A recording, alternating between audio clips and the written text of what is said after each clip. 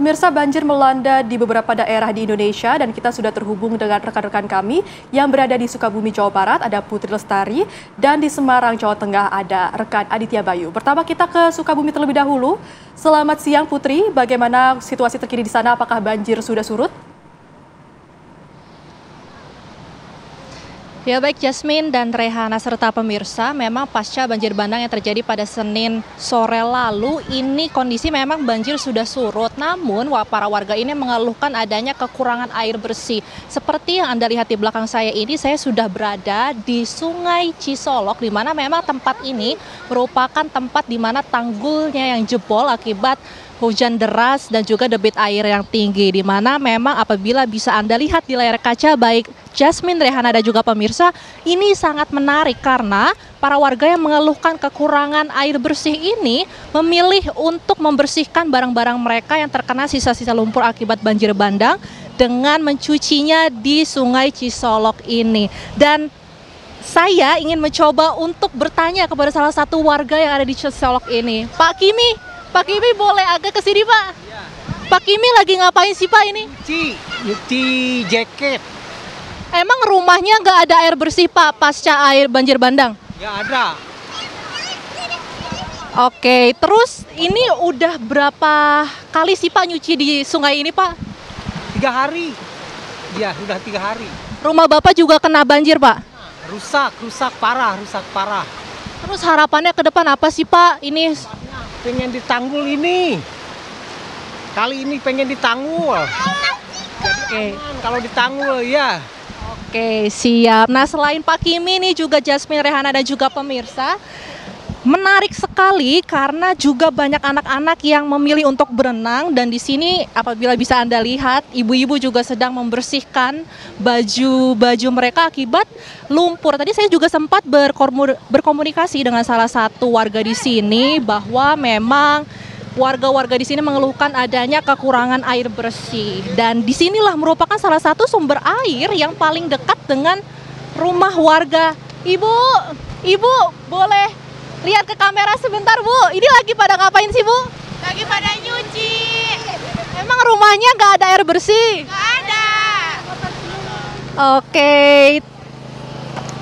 Rumah kalian juga terdampak banjir bandang kah? Iya, terdampak. Bener-bener parah. Kondisinya gimana Bu? Bisa dijelasin nggak pemirsa TV One? Kondisinya, aduh ya Allah. Kondisinya gimana ya? Belum disedot. Susah. Ya nggak apa-apa Bu. Takut basah. Kondisinya benar-benar belum bisa ditempatin sih. Kita masih ngungsi. Terus lumpur juga belum ada yang belum dipindahin ke jalan karena kelelahan. Adik-adik saya, ponakan saya, saudara-saudara saya capek, maksudnya ya gitu aja.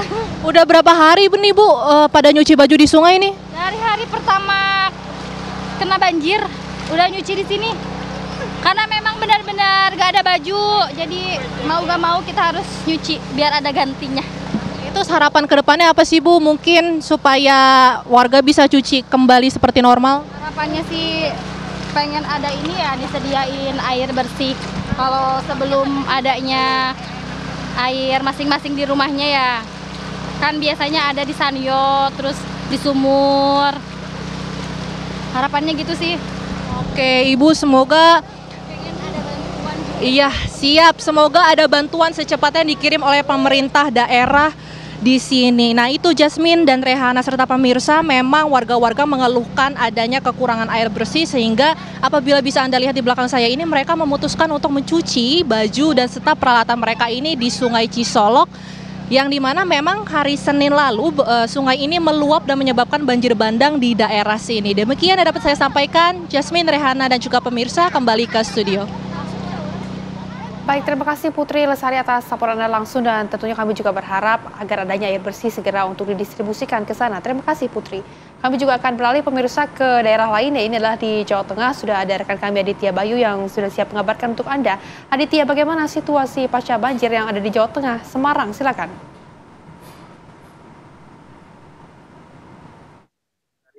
Selamat siang pemirsa. Kondisi banjir yang melanda di kawasan Kaligawe pada hari Kamis siang ini sudah sudah berangsur surut. Meski demikian, genangan air yang berada di jalur Kaligawe ini, kawasan Kaligawe ini, masih cukup tinggi, berkisar antara 40 hingga 50 cm.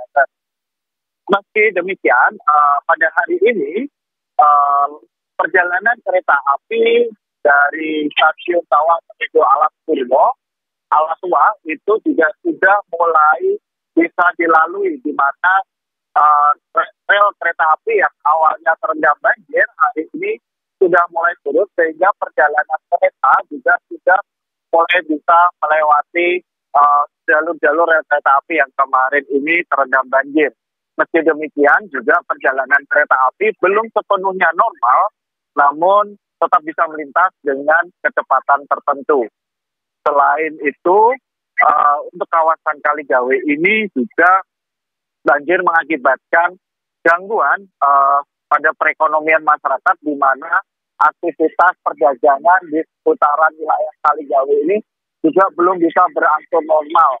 Banyak sekali toko-toko milik warga yang hari ini juga masih tutup karena terendam banjir. Selain itu juga aktivitas lalu lintas di Jalan Kaligawe ini juga masih ditutup untuk sementara dan hanya bisa dilewati oleh kendaraan besar seperti truk.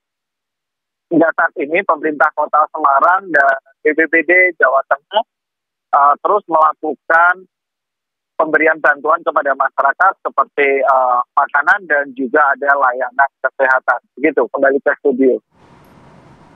Ya Aditya, artinya bagaimana saat ini kondisi warga sekitar? Apakah masih berada di pengungsian atau sudah kembali ke rumah masing-masing? Ya, untuk masyarakat hari ini atau siang hari ini, kebanyakan dari mereka kembali ke rumah masing-masing untuk mengecek rumah mereka yang sebelumnya terendam banjir cukup tinggi, yaitu antara 50 hingga 1 meter.